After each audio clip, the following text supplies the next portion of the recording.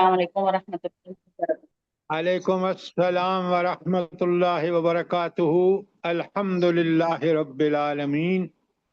सलातु वस्सलाम अला रसूलिहिन नबील करीम व अला आलिहि व अस्हाबिहि अजमाइन। अल्हम्दुलिल्लाहिल्लज़ी हदाना लिहाज़ा व मा कुन्ना लिनहतदिया लौला अन हदानल्लाह। रब्बि इश्रह ली सदरी व यस्सिर ली अमरी वाहलुल उक़दतम मिन लिसानी यफ़क़हू क़ौली।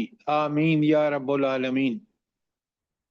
कल हमने आज 76 तक किया है, 76 तक। कोई सवाल हो आपका जल्दी करें, अगर आप पढ़ेंगे तो जरूर सवाल होंगे। अगर कोई सवाल नहीं है तो मैं आज 77 नंबर आयत शुरू कर रहा हूं।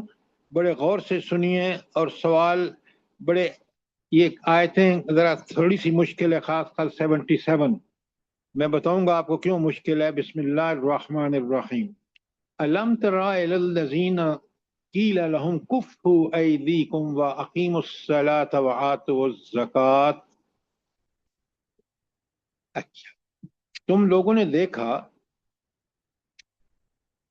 कि जिन लोगों से कहा गया कि अपने हाथ रोके रखो और नमाज कायम करो और ज़कात दो।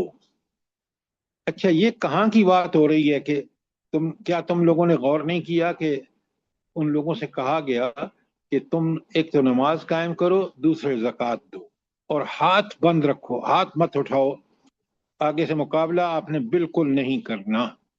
ये कहाँ का हुक्म है? ये मक्का में मक्का में। आप 6 बंदे बोलेंगे तो मुझे कख भी समझ नहीं आएगा, और आप जरा चुप रहें ताकि मैं आप खुद आवाज दूंगे फलां आदमी बताए। ये क्लास का डिसिप्लिन आप लोग ऑब्जर्व करें प्लीज। हर आदमी मुंह उठाए बोल रहे हैं तो किसी को कुछ समझ में नहीं आएगा। जी नादरा भाभी, कहाँ कहाँ का ये आयत कहाँ का हुक्म है, कब ये का? मक्का का हुक्म है, मक्का में हुक्म दिया गया था। ये आप बात ठीक नहीं कह रही। ये बात है मक्के की। मक्के में लोगों को सब्र की जबरदस्त तरबियत दी गई, मार खा मक्का रहे हैं जी। मैंने मक्का ही तो कहा था, मक्के में दिया गया था हुक्म। अच्छा सॉरी, अगर आपने ये कहा तो बिल्कुल ठीक कहा। अच्छा, अब जरा आगे की बात सुनिए।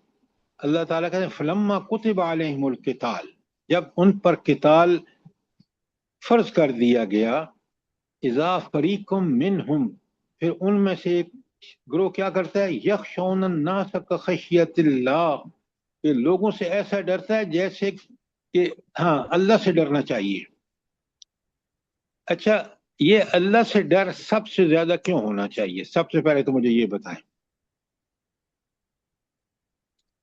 खालिद महमूद साहब, अल्लाह से सबसे ज्यादा डर क्यों होना चाहिए?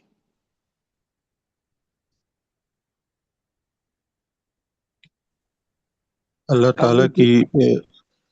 ताला की कुदरत इतनी है, सिफात इतनी है कि वह अव्वल अजीजुल हकीम है, इसलिए उसे सबसे ज्यादा डरना चाहिए। ये बात आपकी ठीक है, डरना चाहिए। अल्लाह से मोहब्बत सबसे ज्यादा होनी चाहिए, और डरना इस बात से चाहिए, बिल्कुल आप ठीक कह रहे हैं कि ताकत और कुदरत अला कुल्ल शैन कदीर है। और डरना चाहिए कि जब अल्लाह हिसाब लेगा उस वक्त मुझे उस वक्त से डरते हुए दुनिया में पे हर काम में सबकत करनी चाहिए, नेकी के काम में, और बुराई में बचना चाहिए। अब बात समझ आई है कि नहीं?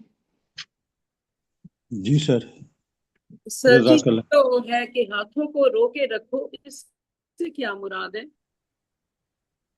अच्छा, मुराद ये है जरसाज साहिबा कि काफिर आप पर जुल्म भी कर रहे हैं ना। मक्के में कितना जुल्म हो रहा था साहबा और साहबियात पर। अल्लाह ने मना कर दिया कि आपने आगे से कोई जवाबी कार्रवाई नहीं करनी। तो हाथों से रोकने का मुराद यह है कि आपने कोई भी उनका जवाब नहीं देना। अब बात समझ आई है कि नहीं आई? जी जज़ाकल्लाह।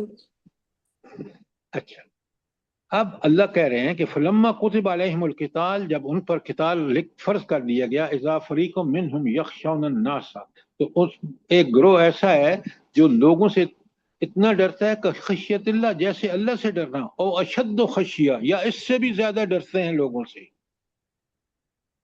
اچھا، لوگوں سے کیوں کم ڈرنا چاہیے؟ اس لیے کہ لوگوں کے پاس طاقت اور قدرت کیا ہے؟ بھائی وہی لوگ جو نبی کریم صلی اللہ علیہ وسلم پر اور صحابہ اور صحابیات پر مکے میں ظلم کرتے تھے، 8 ہجری میں جب مکہ فتح ہوا تو بھیگی بلی بنے ہوئے کھڑے تھے سامنے۔ لہذا یہ اب مجھے آپ یہ بتائیں کہ یہ کون سے زمانے کی بات ہے کہ اب یہ بات تو منافقین کی ہے، اور یہ کون سے منافقین ہیں جن کے بارے میں اللہ کہہ رہے ہیں کہ آگے اور بھی آئے گا کہ وہ کہتے ہیں، اللہ تعالیٰ فرماتے ہیں کہ انسانوں سے ایسے ڈرتے ہیں جیسے اللہ سے ڈرنا چاہیے، یا بلکہ اس سے بھی زیادہ ڈرتے ہیں۔ یہ کون لوگ ہیں اور جلدی بتائیں ذرا۔ ہاں جی، افضل چیمہ صاحب۔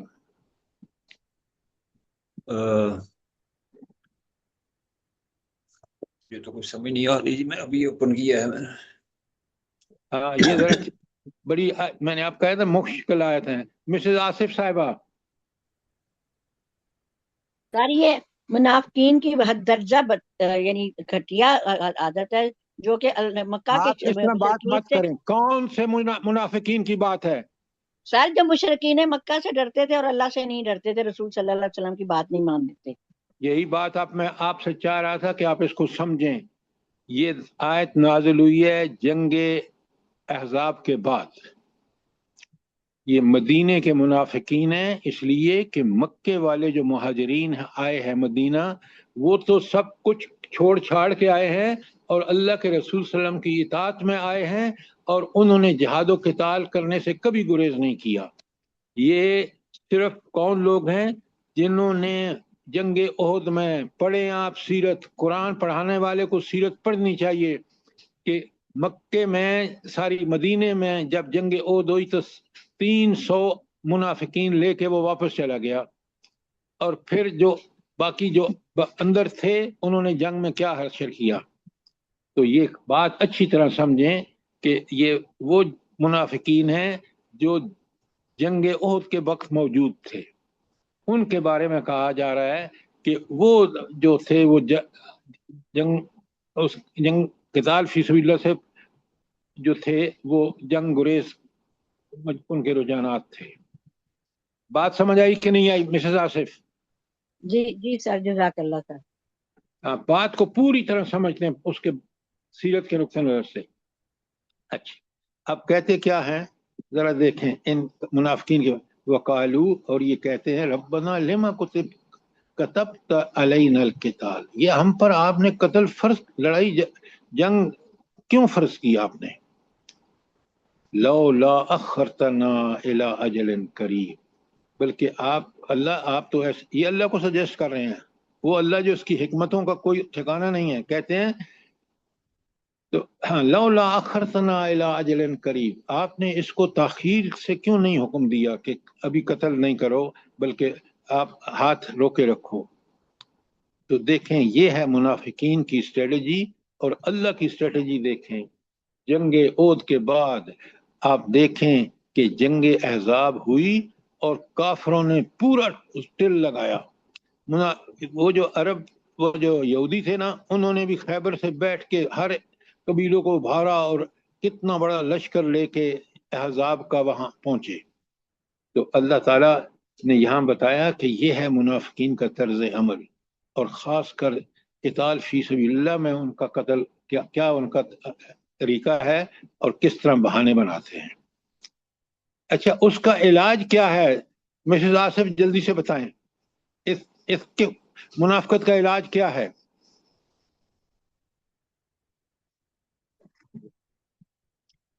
ہاں جی، ام عبداللہ جلدی بتائیں۔ منافقت کا علاج یہ ہے کہ منافقت چھوڑ کے قرآن اور سنت کی رہنمائی۔ غلط بات آیت میں لکھا ہوا ہے، اللہ تعالیٰ کہہ رہے ہیں کل متاع الدنیا قلیل والآخرۃ خیر لمن اتقی۔ یہ ہے علاج اس کا کہ ان منافقوں کو نہیں پتا کہ دنیا کی زندگی امتحان ہے، اور آخرت میں اس کا نتیجے میں جو انعامات ملنے ہیں نیکوں کو اور بروں کو جہنم ملنی ہے وہ دائمی اور ابدی ہے۔ تو یہ جو تقابل ہے، یہ اگر انسان کے ذہن میں کلیئر ہو آپ آیت کو کیوں نہیں پڑھ رہے پوری طرح؟ آپ جرنل باتیں کرتے ہیں تو یہ آپ جب سامعین کے سامنے رکھتے ہیں تو آپ دیکھیں کہ اگر ہمیں اس بات کا احساس ہو کہ دنیا بڑی عارضی ہے اور آخرت دائمی ابدی ہے اور نعمتوں کے لحاظ سے بے مثال اور لازوال ہے، جبکہ دنیا چند روزہ ہے، کتنی بڑی بات ہے جو آپ اس کو نیگلیکٹ کریں۔ میں نے اسی لیے کہہ رہا تھا کہ اس آیت کو بڑے غور سے پڑھیں۔ بات کلیئر ہے ام عبداللہ؟ جی سر جی قرآن جی کا سر، کمال، جزاک اللہ سر۔ قرآن کا کمال یہ ہے، کبھی آپ نے سوچا ہو اور سمجھا ہو، غور آگے آ رہی ہے کہ قرآن پر ذرا غور و فکر تدبر کرو کہ قرآن مسئلہ بھی بتاتا ہے، مسئلے کا حل بھی بتاتا ہے۔ یہ کوئی کتاب دنیا کی آپ کو نہیں بتائے گی۔ قرآن کے کمالات میں سے ایک یہ بھی ہے۔ اب آپ مجھ سے کوئی سوال کریں آیت 77 کے بارے میں، شاباش جلدی کریں۔ سر جی یہ جو آخر میں ہے کہ تم پر ذرا برابر بھی ستم روا نہ رکھا جائے گا، یعنی کہ تم جو نیکیاں کرو گے اس کا بھی تمہیں پورا پورا اجر دیا جائے گا، اور تم غلط کام کرو گے تو اس کا بھی تمہیں پورا پورا عذاب دیا جائے گا۔ تم پہ بالکل آپ نے ذرا بھی ٹھیک کہا، بالکل آپ نے ٹھیک کہا کہ وَلَا تُظْلَمُونَ فَتِيلًا، کہ تم پر ذرا ظلم بھی نہیں کیا جائے گا۔ نیکی کا بدلہ 10 نیکیاں اس سے زیادہ بھی مل سکتا ہے، برائی کا بدلہ صرف برائی کی حد تک ملے گا۔ تو اللہ کہتے ہیں وہاں عدل و انصاف کی انتہا ہوگی۔ یہ جو دنیا میں آپ دیکھ رہے ہیں نا آج جو کچھ ہمارے ملک میں ہو رہا ہے، جو مسلمان ملکوں میں ہو رہا ہے، یہ ایک حکمران یہ سمجھیں کہ ہم نے یہاں اللہ تعالیٰ کوئی نہیں ہے، اور اللہ جب ان کو پکڑے گا، ان سے پہلوں کو پکڑا، آپ دیکھیں گے کہ اس وقت ہوش آئے گی کہ اللہ تعالیٰ کتنا زبردست ہے۔ اور عدل کے معاملے میں کوئی نیکی، چھوٹی نیکی بھی نہیں اللہ چھوڑے گا کہ اس کا انسان کو بدلہ دے گا، اور برائی چھوٹی برائی قابل سزا ہوگی، یہ آخرت میں دیکھے گا، اور سب پکار اٹھیں گے الحمدللہ، ساری تعریفیں اس اللہ کے لیے ہیں جس نے عدل کی انتہا کر دی۔ شاباش، کوئی بات؟ آیت 77 میں سوال؟ اب چلتے ہیں آیت 7۔ یہ اس لیے کہہ رہا تھا کہ تھوڑی سی آپ نے دیکھا کہ اس آیت میں غور و فکر کی ضرورت ہے۔ آیت 78 بڑے غور سے سنیں۔ اللہ تعالیٰ کہتے ہیں اینما تکونوا یدرککم الموت وکنتم فی بروج مشیدہ، رہی موت تو جہاں بھی تم ہوگے وہ ہر حال تمہیں آ کر رہے گی، خواہ تم کیسی مضبوط عمارتوں میں ہو۔ اچھا، یہ منافقین جو اوپر آیت 77 میں بات ہو رہی ہے، یہ ڈر کس سے رہے تھے کہ اگر انہوں نے قتال میں حصہ لیا تو کیا ہوگا؟ موت سے مارے ڈر جائیں گے۔ رہے تھے کہ موت سے ہمارے موت آئے گی۔ میں نے پھر آپ سے کہا فوراً بولنا شروع کر دیتے ہیں، اس سے دوسرے ڈسٹرب ہوتے ہیں۔ تو موت سے ڈر رہے تھے، اللہ کہہ رہے ہیں کہ یہ موت تو آ کے رہے گی، چاہے تم کہاں بھی کسی ایسے محل میں ہو جس میں آپ نے تالے لگائے ہوئے ہوں، موت کے فرشتے کو اللہ نے ایکسیس دینی ہے اور آپ کو موت آنی ہے۔ اور پھر فرمایا وَإِن تُصِبْهُمْ حَسَنَةٌ، اگر، اب سنیں یہ منافقوں کا کتنا غلط طرز عمل ہے۔ وَإِن تُصِبْهُمْ حَسَنَةٌ، اے نبی صلی اللہ علیہ وسلم اگر آپ کو کوئی بھلائی ملتی ہے، یقولوا، تو یہ منافق کیا کہتے ہیں؟ ہذہ من عند اللہ، یہ تو اللہ کی طرف سے ہے بھلائی۔ وَإِن تُصِبْهُمْ سیئۃ، اگر آپ کو کوئی تکلیف پہنچتی ہے، مصیبت آتی ہے، یقولوا، تو یہ منافق کیا کہتے ہیں؟ ہذہ من عندک، یہ تو آپ کی وجہ سے ہے، یہ آپ کی بے تدبیری ہے، غلط تدبیریں ہیں جس کی وجہ سے یہ کیوں غلط ہے؟ اس لیے کہ ہر مصیبت اللہ کے حکم سے آتی ہے۔ نبی کریم صلی اللہ علیہ وسلم تو دنیا پر اللہ کا بہت بڑا احسان ہے کہ انہوں نے دنیا میں وہ راستہ بتایا جس پر صراط مستقیم، جس پر چل کے سیدھا بندہ جنت میں جاتا ہے، اور دنیا میں اس کو اللہ ہدایت بھی دیتا ہے، رہنمائی بھی کرتا ہے ایمان کی وجہ سے۔ اور آگے فرمایا قل کل من عند اللہ، چاہے بھلائی ہو یا برائی ہو، کس کی طرف سے ہے؟ جلدی بتائیں ماما شاہد صاحب صاحبہ، یہ اللہ کی طرف سے ہے۔ اور اللہ فرماتے ہیں وَمَا لِهَٰؤُلَاءِ الْقَوْمِ، اس منافق قوم کو کیا ہو گیا ہے، لا یکادون یفقہون حدیثا، کہ کوئی بات ان کی سمجھ میں نہیں آتی، کہ الزام نبی کریم صلی اللہ علیہ وسلم پہ لگا دیتے ہیں نعوذ باللہ، اور اللہ کے سب کچھ اللہ کے حکم سے ہو رہا ہے، اور ہمارے غلط اعمال کی وجہ سے ہمیں تکلیفیں پہنچ رہی ہیں۔ کتنی بڑی بات ہے کہ اللہ یہ سمجھنا کہ ہر نیکی اللہ کی طرف سے ہے، اس کا انجام اچھا اللہ کی طرف سے ہے، ہر برائی اللہ کی طرف سے، اللہ نے کیونکہ انسان کو اجازت دی ہے، وہ برائی کر رہا ہے اور اس کا نتیجہ اس کو بھگتنا ہوگا۔ اتنی پیاری آیت ہے، میرے اور آپ کے لیے زندگی میں کتنی بڑی رہنمائی ہے۔ کوئی سوال آپ کا؟ شاباش۔ یہ تھی آیت 78۔ ہمیں نا یہ واضح بتا دیا گیا ہے کہ جو بھی تمہیں تکلیف پہنچتی ہے یا جو بھی تمہارا نقصان ہوتا ہے وہ اللہ ہی کی طرف سے، اور اللہ نہ چاہے تو ہمیں نہ کوئی تکلیف پہنچا سکتا ہے اور نہ تو کوئی ہمیں کچھ اور اچھائی دے سکتا ہے جب تک اللہ نہ چاہے۔ اچھا، آپ نے بڑی لمبی چوڑی بات کی ہے، میں آپ کو بتاتا ہوں۔ قرآن مجید صاف بتاتا ہے کہ تم ایمان کے رستے پر چلنے کی تڑپ رکھو اور چلو، اللہ کی مدد آئے گی، مشکلات سے اللہ بچائے گا۔ اور اگر غلط اللہ کے راستے کو چھوڑ کے شیطان کے راستے پہ چلو گے، نفس کی خواہشات کے پیچھے چلو گے، تمہیں مصیبتیں آئیں گی جو تمہارے خود اپنے نفس کی کمائی ہے۔ نوٹ کریں ذرا، بات سمجھ آئی زرداد صاحبہ کہ نہیں؟ جزاک اللہ سر جی، الحمدللہ۔ اچھا، اب آگے بالکل اللہ تعالیٰ فرما رہے ہیں بالکل وہی بات جو میں نے آپ سے کہی ہے۔ اللہ کہتے ہیں آیت 79 میں، بسم اللہ الرحمن الرحیم، ما اصابک من حسنۃ فمن اللہ، جو بھی تمہیں نیکی بھلائی پہنچ رہی ہے وہ اللہ کی طرف سے ہے۔ کیوں؟ تم اللہ پر ایمان لائے، اللہ کے اس ایمان کی روشنی میں عمل کیا، تو ہر نیکی اللہ جو تمہیں توفیق دے رہا ہے اس کا اجر تمہیں اللہ دے گا۔ وما اصابک من سیئہ، اور جو برائی تمہیں حاصل ہو رہی ہے، فمن نفسک، وہ تمہارے نفس کی خرابی کی وجہ سے ہے۔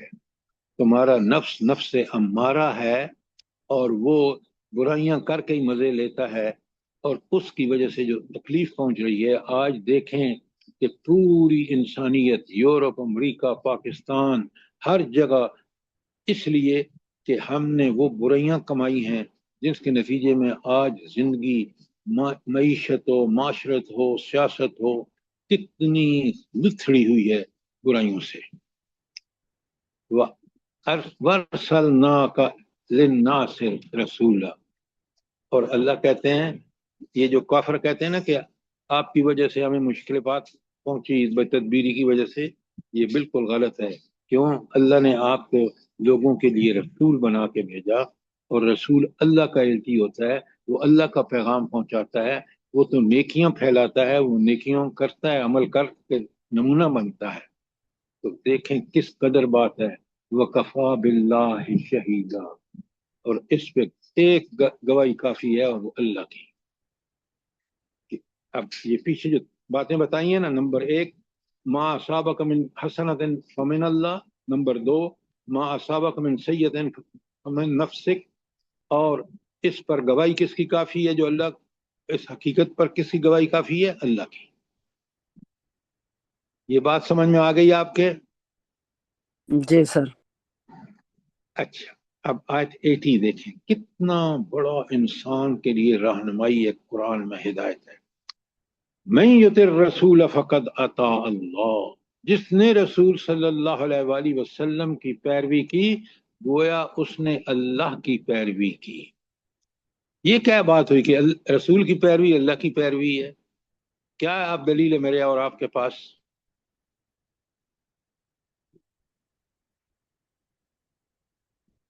ہاں مریم صاحبہ جلدی بتائیں، مریم عبدالرب صاحبہ،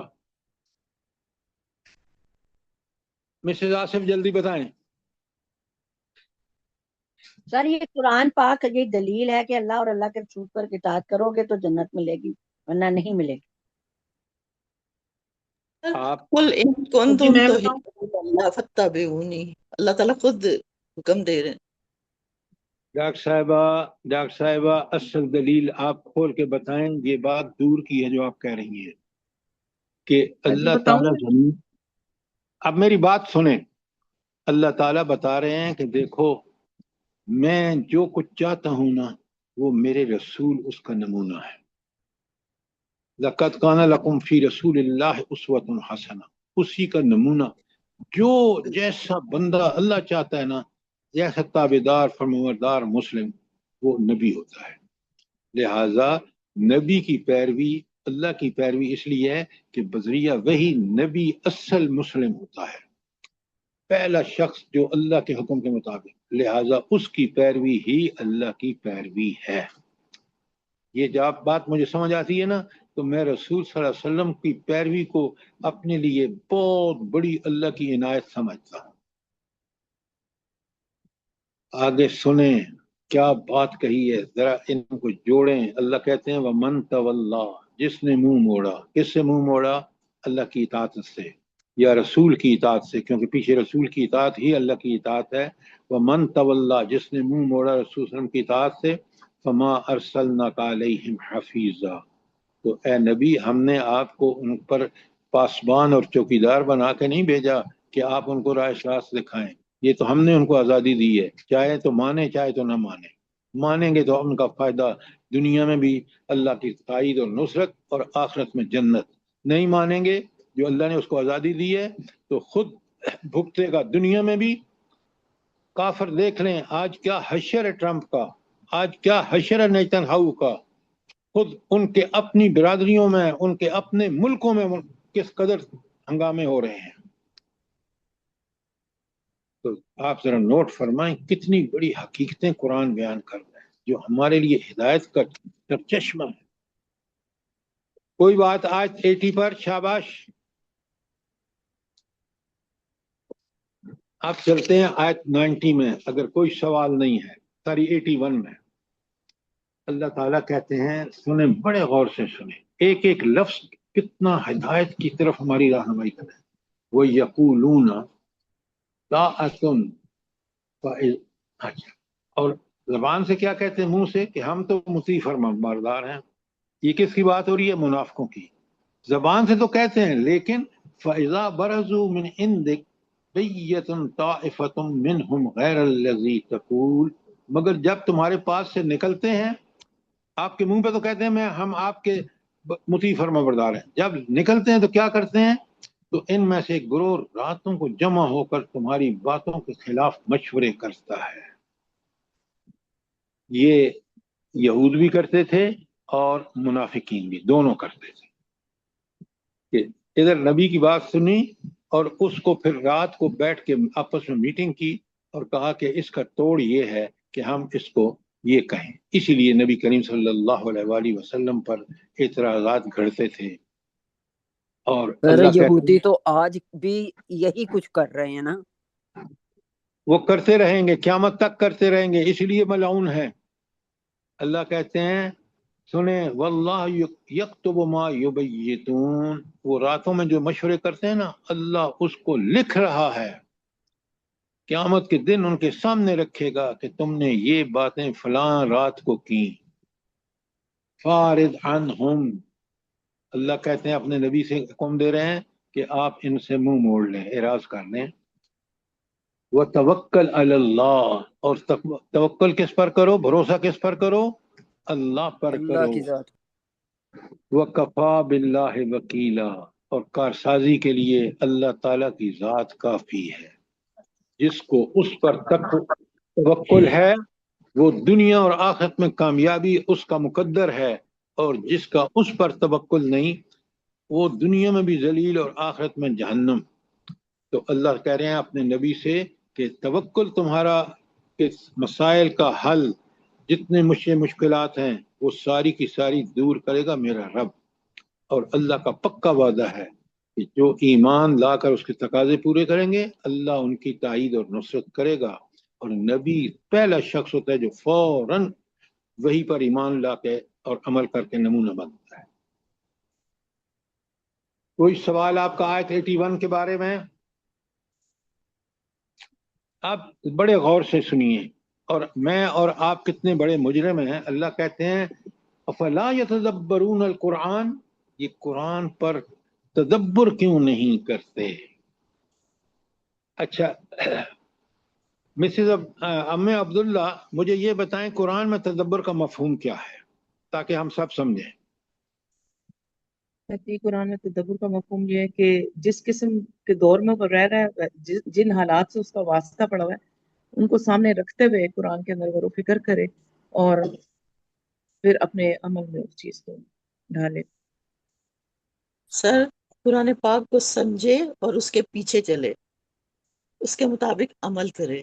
دونوں غلط، دونوں غلط۔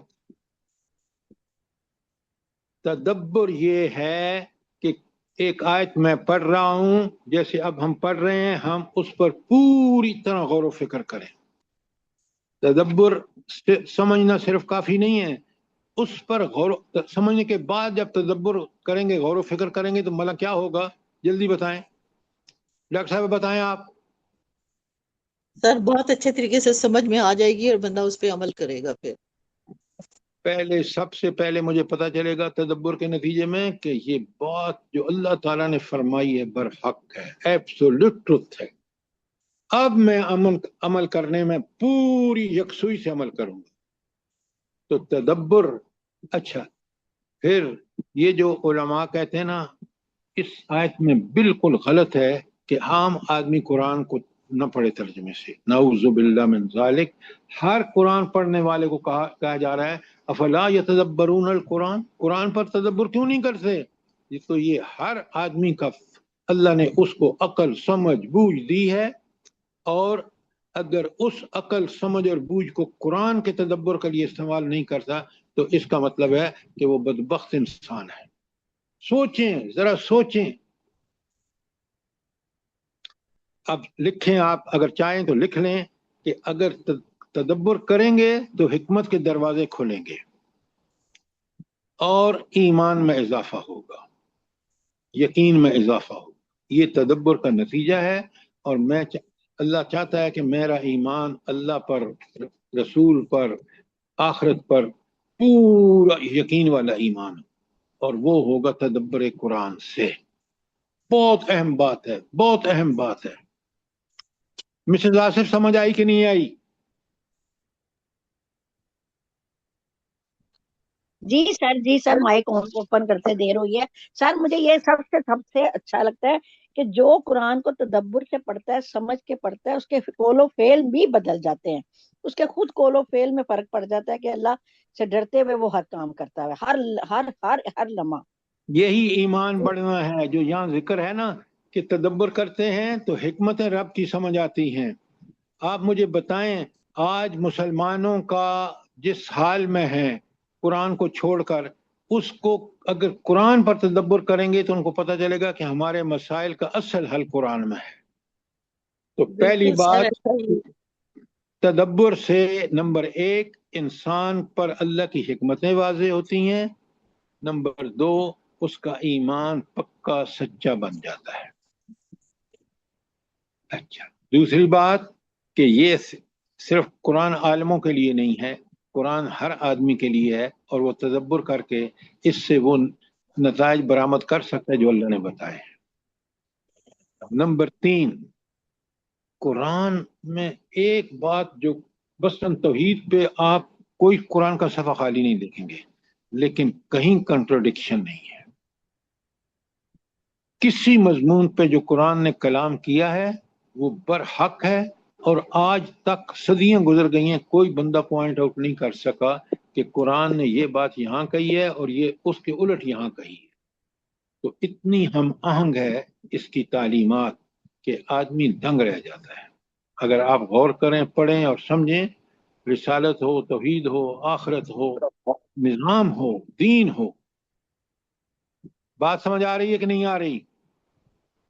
جی سر، ایک جی تو جی قرآن سر پاک کو بالکل چھوڑنا ہوتا ہے نا، اور دوسرا یہ کہ پڑھیں بھی لیکن سمجھے نہ، بس پڑھتے جائیں، آج میں نے اتنے سپارے پڑھ لیے، آج میں نے یہ کر لیا، وہ کر لیا، آپ میری بات باقی سنیں، بچے۔ قرآن کا مطالبہ ہے کہ مجھ پر تدبر کرو، آپ جی تدبر سر، کی بات کریں. ایک جو آیت پڑھیں، اس پہ غور و فکر کریں۔ اچھا، سر کوئی آپ پوائنٹ لکھا رہے تھے 3 ہم آہنگ، اور اس کے بعد کون سا آگے پوائنٹ ہے سر؟ میں پوائنٹ لکھ رہی تھی سر۔ ہاں پوائنٹ آپ لکھ رہے ہیں تو آپ یہ لکھیں کہ یہ صرف عالموں کے لیے نہیں ہے، ہر آدمی کو دعوت ہے کہ وہ تدبر کرے، اور وہ اسی بات پر پہنچے گا کہ قرآن میں کوئی فکری تضاد نہیں ہے. قرآن کے مضامین چاہے نظام کے بارے میں ہوں، چاہے ہدایات ہوں، وہ بالکل ایک دوسرے کو ری انفورس کر رہی ہیں.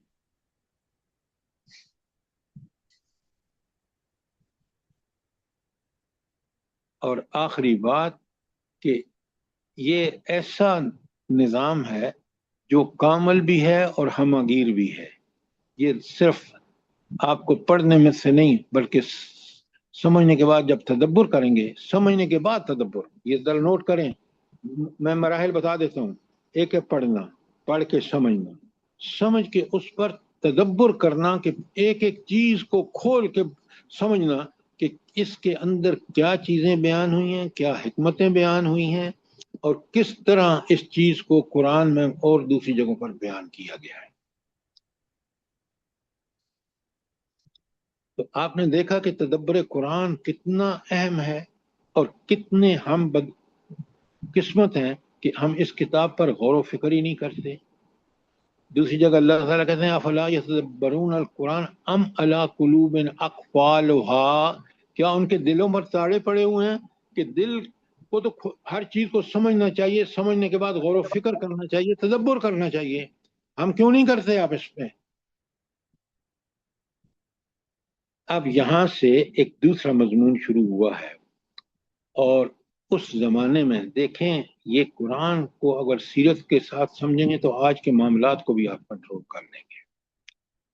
یہ جو آیت 82 سمجھ آ گئی آپ کو، اب 83 میں اللہ فرما رہے ہیں کہ سنو، یہ جو دیکھیں نا کتنا سخت زمانہ تھا، کہ اود میں شکست ہوئی، اور اس کے نتیجے میں کتنا کافروں کو، مکے والے ہوں یا یہود ہوں، ان کو سمجھ آ گئی کہ نہیں، صرف شکست نہیں دی انہوں نے، بلکہ اب وہ اس نظام کو جڑ سے اکھاڑ سکتے ہیں.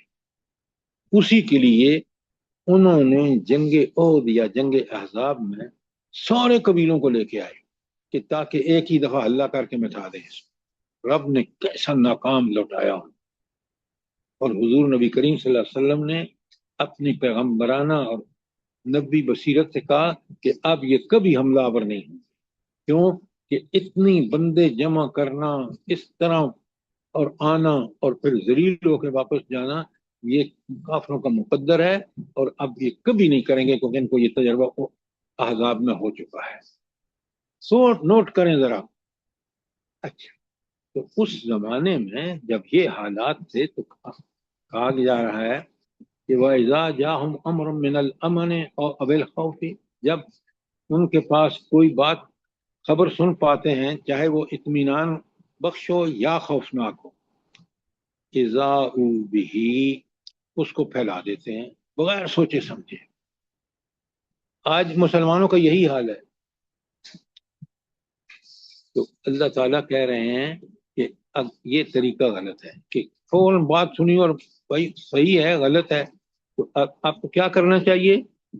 اللہ کہتے ہیں وَلَوْ رُدُّوهُ إِلَى الرَّسُولِ وَإِلَى أُولِي الْأَمْرِ مِنْهُمْ، اگر وہ اس خبر کو پہنچاتے، لوٹاتے رسول صلی اللہ علیہ وسلم کی طرف اور اول الامر کی طرف، لَعَلَّمَهُ الَّذِينَ يَسْتَنبِطُونَهُ مِنْهُمْ، تو اگر یہ خبر ان تک پہنچاتے تو ایسے لوگوں کے علم میں آ جائے، یہ بات آتی، اور ان کے درمیان صلاحیت رکھنے والے لوگ ہیں تو وہ اس کا صحیح نتیجہ اخذ کرتے، بجائے اس کے کہ اس کو عوام الناس کو بتاتے. نہیں، وہ نبی صلی اللہ علیہ وسلم کو بتائیں یا اول الامر کو بتائیں.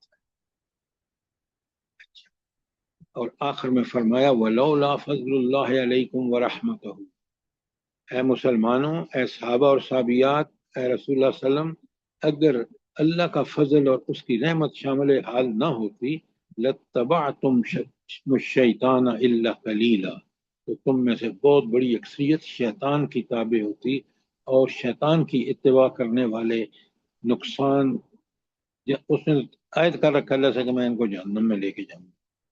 لہذا کوئی بھی خبر ملے، دیکھیں نا، آپ ذرا سوچیں کہ خبر ملی اور غلط ملی کہ فلاں قبیلہ حملہ کر رہا ہے، اور اگر آپ نے اس کو سچ مان کے ایکشن لے لیا اور فوج بھیج کے ان کو قابو کر لیا اور ان کو قتل و غارت ہوئی، تو گناہ کس کا ہے؟ گناہ خبر پھیلانے والوں اور خبر کو دینے والوں کا گناہ ہے، اور آپ کا گناہ یہ کہ آپ نے اس غلط خبر پر، اور اگر آپ تحقیق کرتے تو پتہ چلتا کہ یار یہ تو ایسی کوئی بات نہیں ہے جیسی یہ منافقین پھیلا رہے ہیں. بات سمجھ آ گئی ہے؟ آیت 83 پر نہیں. جی سر جی، اس آیت کو آج کل کے دور میں کیسے سمجھا جا سکتا ہے؟ سوشل میڈیا اسی پر زندہ ہے. اگر آپ اس کو جب تک چیزوں کو ثابت نہ کر سکیں ان کو آگے مت پھیلائیں. یہ اس کا آج کے دور میں.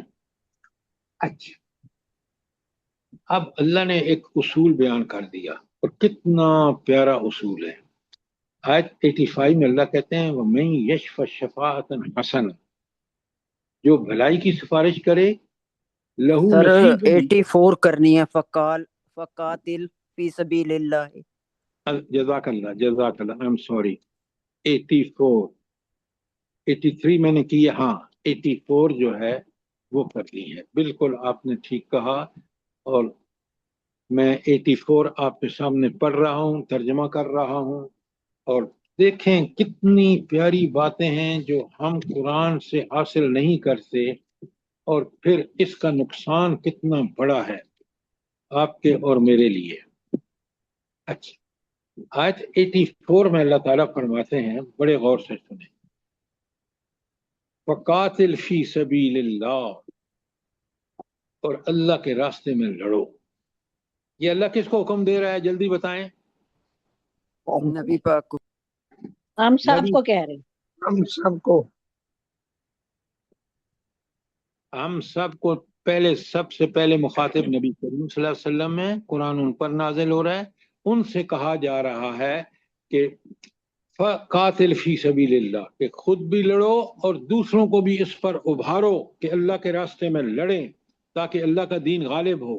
نبی کریم صلی اللہ علیہ وسلم اور صحابہ اور صحابیات نے اس حوالے سے اس فرض کو پورا کیا. اور دیکھیں اسلام مدینے کی ریاست میں اتنا مضبوط ہو گیا کہ 8 ہجری میں جب مکہ فتح ہوا تو ساری دنیا آ رہی ہے، قبائل کے قبائل آ رہے ہیں. نوٹ کریں ذرا اس بات کو.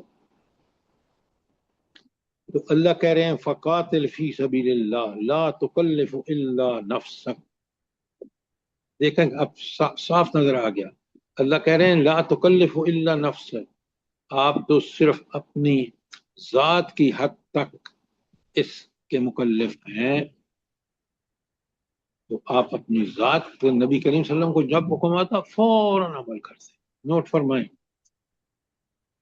وحرد المومنین، اور مومنوں کو اس بات پر ابھارو، ترغیب دو. کس بات کی؟ عسى اللہ ان یکف باس الذین کفروا، کہ اللہ ان کے ہاتھوں کو روک دے جو کافر ہیں، جو تمہارے خلاف پروگرام اور منصوبے بنا رہے ہیں. اللہ چاہے تو ان کو روک بھی سکتا ہے، اور وہ روکتا ہے. ذرا نوٹ فرمائیں کتنی بڑی ان مومنوں کو اللہ تعالیٰ ہدایت عطا فرما رہے ہیں کہ قتال فی سبیل اللہ، بالکل لڑو جس طرح نبی کریم صلی اللہ علیہ وسلم آپ کو ترغیب دے رہے ہیں.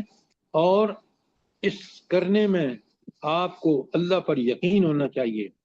وَحَرِّضِ الْمُؤْمِنِينَ عَسَىٰ اللَّهُ أَن يَكُفَّ بَأْسَ الَّذِينَ كَفَرُوا، کہ اللہ ان کو روک دے جو کافر ہیں، ان کے ہاتھوں کو روک دے تمہارے ساتھ لڑنے میں. اور واللہ اشد باسم و اشد تنکیلا. کیا بات ہے کہ اللہ تعالیٰ طاقت لڑائی میں بھی اور طاقت میں بھی بہت بڑھ کر ہے، اس کا کوئی تقابل ہی نہیں ہے.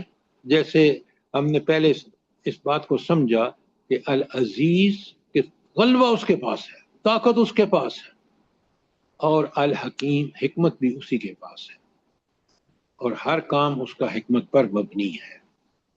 یہ تھی آیت 84۔ اور اگر میرا اور آپ کا یقین ہے تو ہم اس اللہ پر ہی توکل کریں گے، اسی کے حکم پر چلیں گے، اور جہاد اور قتال کا جہاں حکم آئے گا ہم جان بھی مال بھی پیش کریں گے۔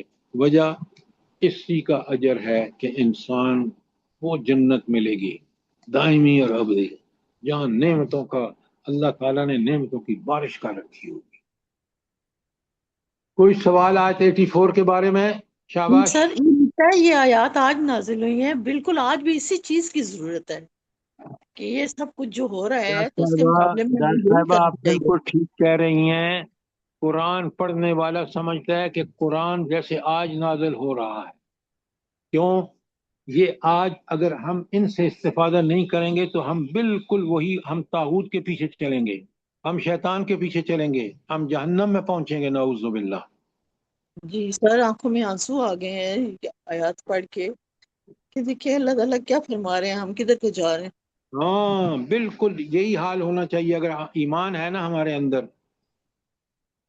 اب سنیں، اللہ تعالیٰ فرماتے ہیں آیت 85 میں، من یشفع شفاعۃ حسن، جو کوئی بھلائی کی سفارش کرے گا، یکن لہ نصیب منہا، اس میں سے حصہ پائے گا۔ اچھا، اب آپ مجھے ایک بات بتائیں، ڈاکٹر صاحبہ آپ بتائیں کہ یہ دعوت دین جو ہے یہ کیا چیز ہے؟ اسی آیت کا مفہوم ہے دعوت دین، دوسروں کو بھلائی کی تعلیم دینا ہاں، یہ اور بھلائی کی تعلیم ہے۔ برائی سے تو روکنا۔ اللہ کے بڑے غور سے سنیں، اللہ کے دین کے لیے چاہے وہ جہاد و قتال ہو، چاہے دعوت دین کا کام ہو، چاہے امر بالمعروف اور نہی عن المنکر ہو، یہ سارے کے سارے وہ کام ہیں جو بھلائی کی سفارش ہے۔ نوٹ کیجئے ذرا، اور اس کا حصہ پائے گا بندہ کہ قیامت کے دن اللہ تعالیٰ اس کی بخشش کا سبب یہ چیزیں بنے گی۔ اور وَمَن يَشْفَ شَفَاعَةٌ سَيِّئَةٌ، اور جو برائی کی حمایت کرے گا، کافر یہی کرتے ہیں نا، طاغوت یہی کرتا ہے، شیطان یہی کرتا ہے۔ اللہ کہتے ہیں یَقُلْ لَهُ كِفْلًا مِنْهَا، وہ اسی میں سے حصہ پائے گا۔ کس میں سے؟ اس برائی میں سے جس کی اس نے سفارش کی، جس کو اس نے لوگوں تک پہنچا کر اور اس برائی کو عام کیا۔ کتنی بڑی بات ہے، آپ نوٹ فرمائیں۔ وَقَانَ اللَّهُ عَلَىٰ كُلِّ شَيْءٍ مُقِیتًا، اور اللہ تعالیٰ ہر چیز پر نظر رکھے ہوئے ہے۔ وہ عَلَىٰ كُلِّ شَيْءٍ قدیر ہے، ہر طاقت اور قدرت اس کے پاس ہے۔ وہ سزا، برے کا عمل کرے گا تو سزا دینے کی طاقت اسی کے پاس، نیکی کرے گا تو اجر دینے کی طاقت بھی اسی کے پاس، اور کسی کے پاس نہیں ہے۔ سوچیں کہ ان میں کتنی بڑی ہمارے لیے اللہ تعالیٰ نے ہدایت رکھی ہے ان آیات۔ بے شک سر جی، اور جو اچھے کام نیکی والے کام کرے گا تو نیک لوگوں کے ساتھ اٹھایا جائے گا، اور بدی والے کام کرے گا تو انہی کے ساتھ اٹھایا جائے گا۔ یہ کتنا عبرت کا مقام ہے ہمارے لیے۔ ورتاج صاحبہ آپ بات ٹھیک کہہ رہی ہیں۔ آپ نے کل نہیں سنا، وہ قرآن کل کے درس میں ہم نے یہ آیت پڑھی کہ جی، جو اللہ اور رسول کی اطاعت کرے گا تو وہ کس کے ساتھ قیامت کے دن کس کے ساتھ ہوگا؟ اللہ اور رسول کے ان ساتھ، النبیین صدیق و شہداء کے ساتھ۔ شہداء، صدیقین، یہی صالحین۔ چیزیں یاد رکھیں۔ وہ جو اللہ کا انعام کیسا ہوگا کہ وہ شہداء، ساری انبیاء، صدیقین، شہداء اور صالحین کے ساتھ ہوگا۔ یہ سفارش کرنے والے کا یہ حال ہو نیکی کی، اور برائی کی سفارش کرنے والا وہ کس کے ساتھ ہوگا؟ وہ ابلیس شیطان کے ساتھ۔ شیطان کے ساتھ، نمرود کے ساتھ، حامان کے ساتھ، اور فرعون کے ساتھ۔ اچھا، اب آپ ایک چیز میں اور آپ نیگلیکٹ کرتے ہیں، اس کے غفلت ذرا سنیں بڑے غور سے۔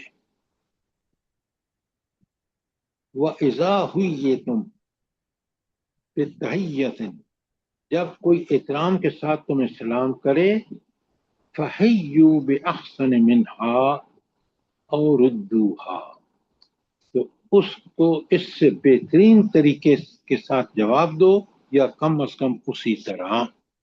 یہ ہے سلام کا کمال کہ دین میں جب میں آپ سے السلام علیکم کہتا ہوں تو آپ کا جواب کیا ہونا چاہیے؟ پہلے مجھے بتائیں، جلدی بتائیں۔ السلام علیکم وعلیکم وعلیکم السلام السلام ورحمۃ ورحمۃ اللہ وبرکاتہ۔ وبرکاتہ۔ ورحمتہ، اس لیے کہ آپ نے بہتر انداز میں دینا ہے۔ تو آپ خواتین جب خواتین سے ملیں سب سے پہلے آپ ان کو وہ آپ کو سلام کریں، اور بہترین جواب یہ ہے کہ اگر وہ مجھے کہتے ہیں وعلیکم السلام ورحمتہ تو میں کہوں وعلیکم السلام ورحمتہ وبرکاتہ، تو تاکہ بہترین ہو۔ اور آگے اللہ تعالیٰ کہتے ہیں ان اللہ کان علی کل شیء حسیبا، تو اللہ تعالیٰ ہر چیز کا حساب لے گا۔ اس کا مطلب یہ ہے یہاں آیت کے اندر کہ اگر تم نے سلام کا ٹھیک جواب نہیں دیا یا اس سے بہتر جواب نہیں دیا تو پھر یاد رکھو پیشی اللہ کے سامنے ہونی ہے، اور وہاں اگر تم نے صحیح جواب دیا تو اللہ انعام دے گا، اور اگر تم نے اس میں گڑبڑ کی کہ منہ اٹھائے چلے جا رہے ہیں، آپ مردوں کو دیکھ لیں کبھی سلام نہیں کریں گے، جبکہ سلام کی کتنی بڑی اہمیت ہے آیت 86 میں دیکھ رہے ہیں آپ۔ عورتوں کا بھی یہی حال ہے، ماڈرن عورتیں تو سلام میں بلیو ہی نہیں کرتی۔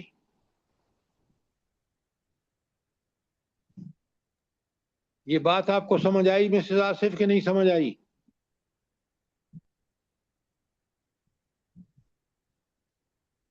جی سر میں تو روزانہ ریگولر سیر کرنے جاتی ہوں، اور ہر ایرے وغیرہ یعنی جس کو جانتی بھی ہوں اور نہیں بھی جانتی سلام کرتی ہوں الحمدللہ، اور اچھے طریقے سے جواب بھی دیتی ہوں۔ آپ لوگوں کو بھی بتائیں کہ یہی کام کریں، کیونکہ اللہ کے ہاں دیکھیں کس قدر اس چیز کی آئی ہے۔ اچھا 86 کے بارے میں کوئی سوال ہو؟ اب 87 بڑے غور سے سنیے۔ اللہ تعالیٰ فرماتے ہیں اللہ لا الہ الا ہو، اللہ تعالیٰ کے علاوہ کوئی الہ معبود نہیں، لیجمعنکم، تاکہ وہ تم سب کو جمع کرے، الی یوم القیامہ، قیامت کے دن، لا ریب فی، جس میں کوئی شک نہیں۔ اب ذرا آیت کے اندر رہتے ہوئے مجھے آپ سمجھائیں اپنا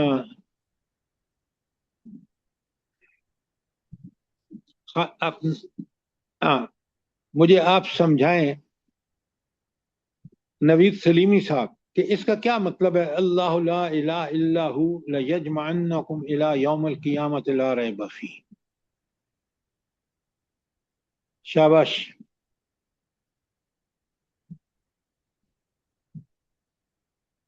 نادرہ بھابی بتائیں جلدی سے۔ اور ادھر میں تو تاکید کے طور پر آیا ہوا ہے، البتہ ضرور جمع کرے گا وہ تم کو، جس میں کوئی شک آپ نہیں۔ سمجھ نہیں سکتی یہ بات جو آپ کہہ رہی ہیں، تھوڑی سی اس کے ساتھ ریلیشن ہے۔ اصل بات یہ ہے کہ الہ جو اللہ الہ ہے، جس کو ہم الہ مانتے ہیں، طاقتیں قدرتیں، اس کے پاس الوہیت ہے، اس کا تقاضا ہے الوہیت کا کہ وہ سب کو جمع کر کے حساب لے کہ کس نے الوہیت کا حق ادا کیا، کس نے نہیں کیا۔ جس نے حق ادا کیا جنت میں، جس نے الوہیت کو نہیں مانا وہ جہنم میں۔ اب بات سمجھ آئی ہے کہ نہیں آئی؟ جی سر جزاک اللہ۔ ذرا بات کو کھولیں اور اس کے روح کے ساتھ کھولیں تو سامعین کا ایمان پکا ہوگا۔ آپ کا تو پہلے پکا ہے کیونکہ آپ نے اس کو سمجھ کیا کہ الہ، دیکھیں نا، میں نے اس کی الوہیت کا خیال رکھا ہر زمانے میں، ہر حال میں، ہر جگہ۔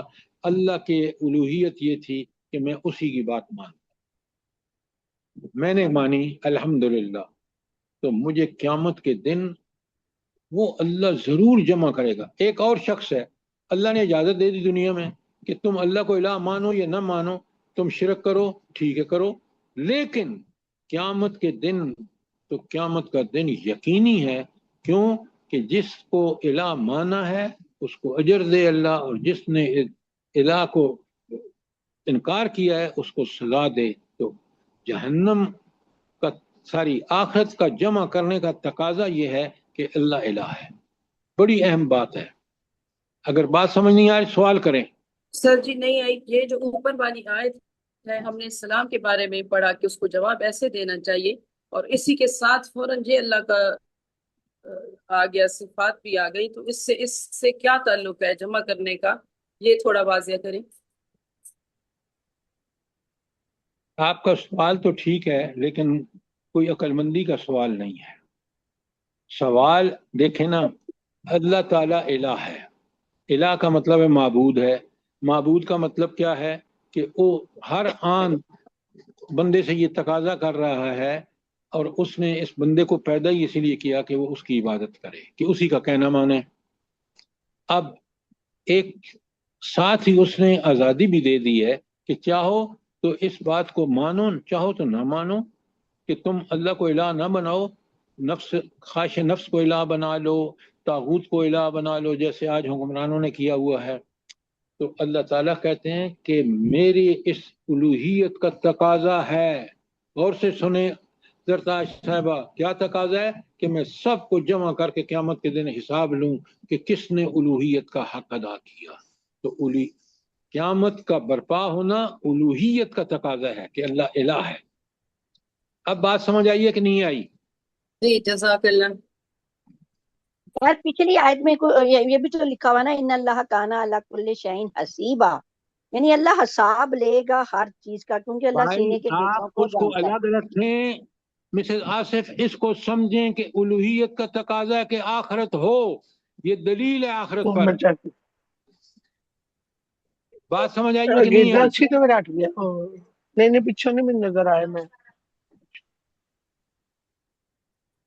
آگے جو بات آ رہی ہے نا دیکھیں آیت میں، وَمَنْ أَصْدَقُ مِنَ اللَّهِ قِيلًا، من اللہ حدیثہ، اور اللہ تعالیٰ کی بات سے بڑھ کر سچی بات کس کی ہو سکتی ہے؟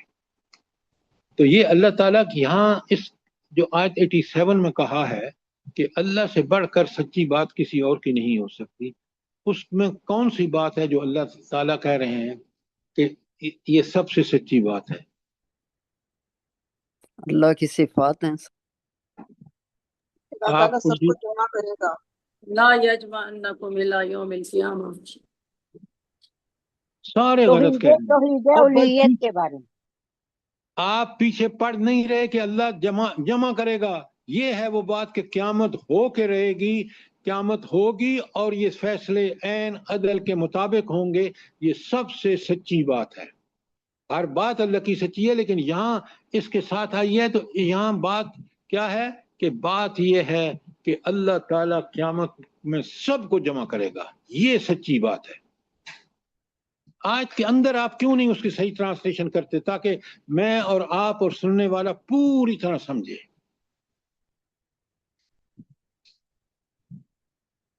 بات کلیئر ہے کہ نہیں؟ جزاک اللہ سر، بے شک۔ اچھا، ایک ایک آیت کو سمجھ کے کریں، دیکھیں ہم اس کو میرا خیال ہے تیسری دفعہ کر رہے ہیں۔ اچھا اب آپ سنیں، بڑے غور سے سنیں ترجمہ، اور پھر میں آپ سے سوال کروں گا۔ آیت 88 میں اللہ فرماتے ہیں فَمَا لَكُمْ فِي الْمُنَافِقِينَ فِئَةٍ وَاللَّهُ أَرْكَسَهُمْ بِمَا كَسَبُوا، پھر تمہیں کیا ہو گیا ہے کہ منافقین کے بارے میں تمہارے درمیان دو رائے پائی جاتی ہیں۔ اچھا، اور حالانکہ جو برائیاں انہوں نے کمائی ہیں ان کی بدولت اللہ تعالیٰ انہیں الٹا پھیر چکا ہے۔ اب مجھے یہ بتائیں کہ منافقین اس وقت، دیکھیں یہ 5 ہجری میں آیت نازل ہوئی ہے، اب اس حالات کو سامنے رکھ کے کہ یہ بتائیں کہ یہاں کیوں کہا جا رہا ہے کہ تمہارے خود مسلمانوں میں دو رائے پائی جاتی ہیں۔ اچھا آگے میں پڑھ دوں تاکہ پھر اتریدون، کیا تم یہ چاہتے ہو ان تہتدوا من اضل اللہ، کہ اس کو ہدایت دو جو اللہ نے جس کو گمراہ کر دیا ہے۔ اچھا پہلے اللہ نے گمراہ کر دیا کا مطلب کیا ہے؟ جس نے خود گمراہی اختیار کی اللہ نے بھی اس کو کیونکہ اللہ نے تو دنیا میں بنائی اسی لیے ہے کہ بندے کو آزادی دے کہ عمل کرتا ہے یا نہیں. وَمَن يُضْلِلِ اللَّهُ، اور جس کو اللہ گمراہ کر دے فَلَن تَجِدَ لَهُ سَبِيلًا، تو تم اس کے لیے کوئی راستہ نہیں پاؤ گے. کیوں؟ سبیلا راستہ اللہ نے اپنے انبیاء بھیج کر، کتابیں نازل کر کے ہمارے لیے حجت قائم کر، دلیل ہے. اگر ہم نے اس کے مطابق نہیں کیا تو ہم نعوذ باللہ منکر ہیں، اور منکر کو اللہ تعالیٰ نے کہہ دیا کہ جب وہ خود منکر پر چلنا چاہتا تھا اللہ نے چلایا، اجازت دے دی، اب اس کو کوئی سیدھے راستے پر نہیں لا سکتا. اچھا اب سنیں، میں آپ کو بڑی کلیئرلی بتاتا ہوں، اگر بات سمجھنا ہے سوال کریں. اللہ تعالیٰ کہہ رہے کہ تمہارے درمیان، مسلمانوں کے درمیان مدینے میں دو گروہ بن گئے. ایک گروہ کیا کہتا تھا، آگے آئے گا صاحب بات کلیئر ہو جائے گی. ایک گروہ کہتا تھا کہ یہ جو منافق ہے نا، یہ ٹھیک ہے جنہوں نے ہجرت نہیں کی، ان منافقین کا ذکر ہے خاص کر سنیں، جو ابھی مکہ یا دوسرے شہروں میں تھے، جبکہ خود نبی کریم صلی اللہ علیہ وسلم اور صحابہ اور صحابیات نے بھرپور ہجرت کی.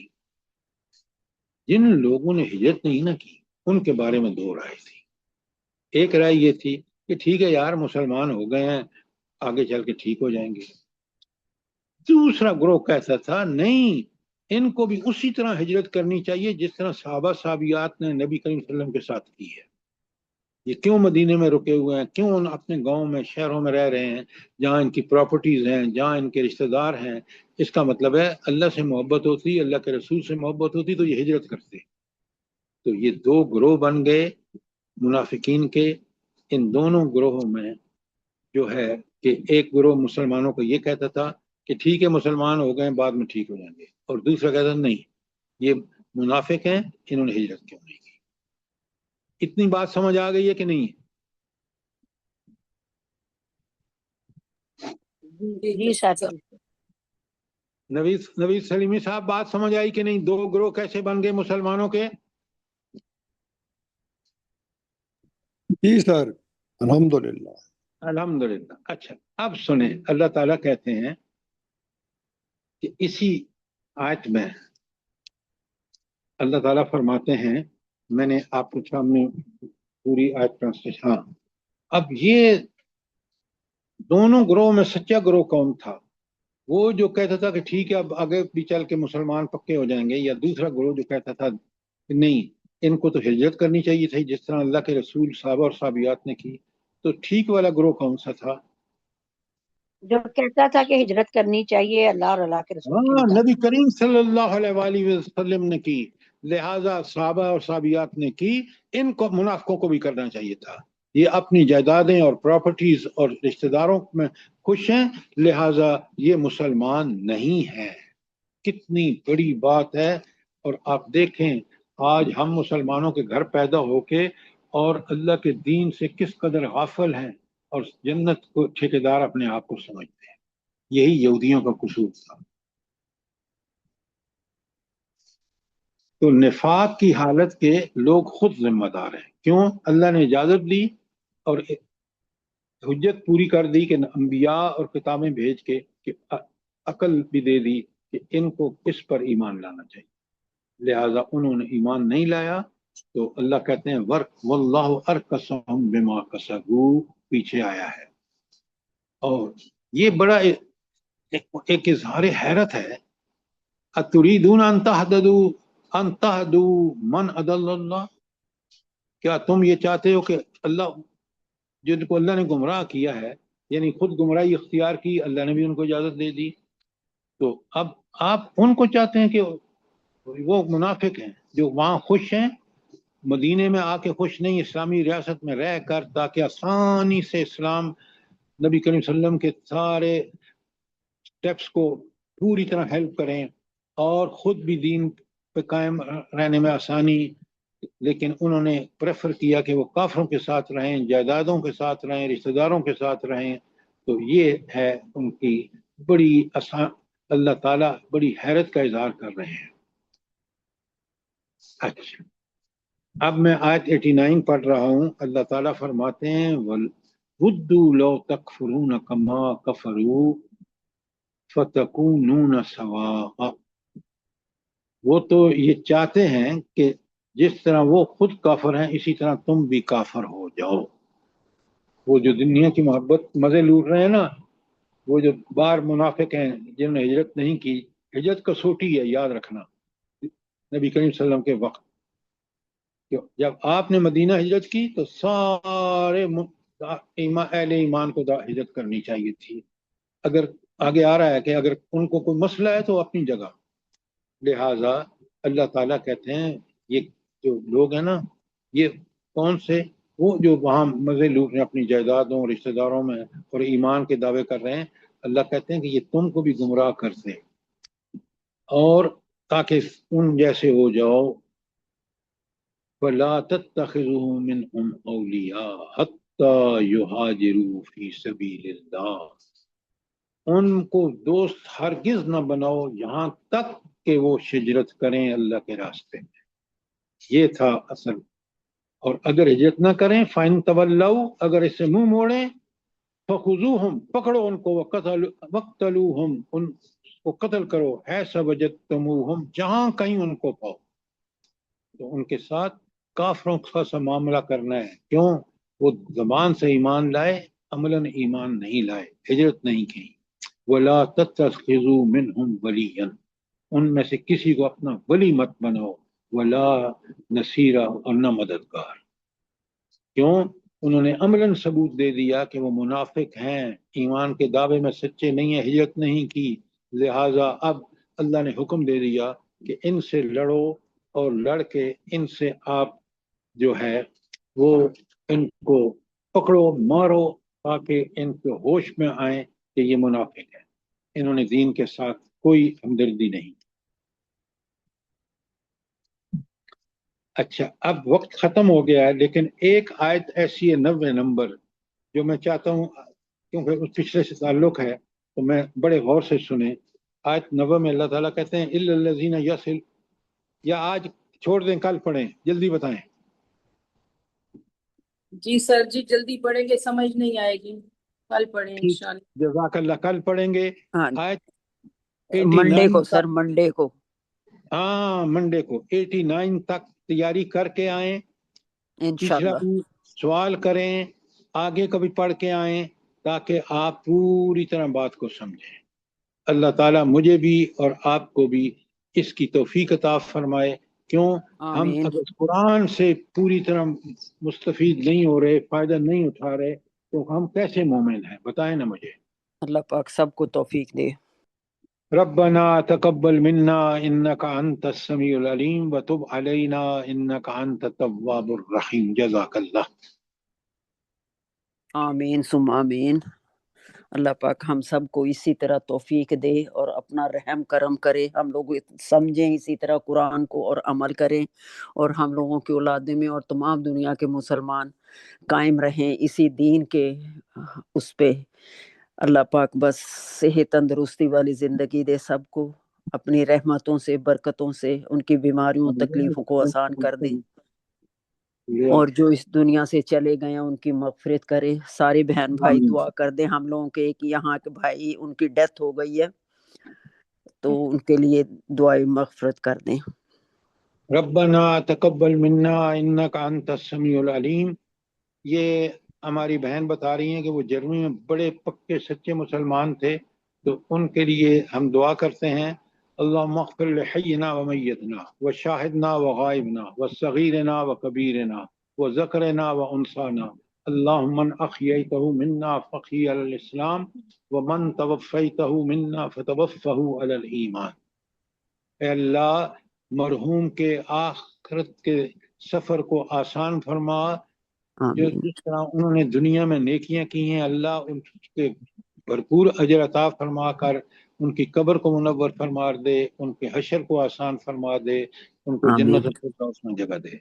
आमीन अल्लाह सुम हमारे जो आमीन। रिश्तेदार, वालिदैन, भाई बहन जो इंतकाल कर गए हैं, अल्लाह उनके साथ भी ऐसा ही मामला फरमा। آمین ثم آمین. ربنا تقبل منا انك انت السميع العليم وتب علينا انك انت التواب الرحيم. جزاک اللہ خیر سر. اللہ پاک آپ کو صحت تندرستی والی زندگی دے. آپ کے ساتھ یہ جو لوگ جڑے ہوئے ہیں ان کو بھی سب کو اسی طرح ہمت توفیق دے اس نعمتوں کے ایک گھنٹے سے فائدہ اٹھانے کے لیے، اور ہم لوگوں کی غلطیوں کو معاف کر دے پروردگار. اس کی ذات آمین. بہت بڑا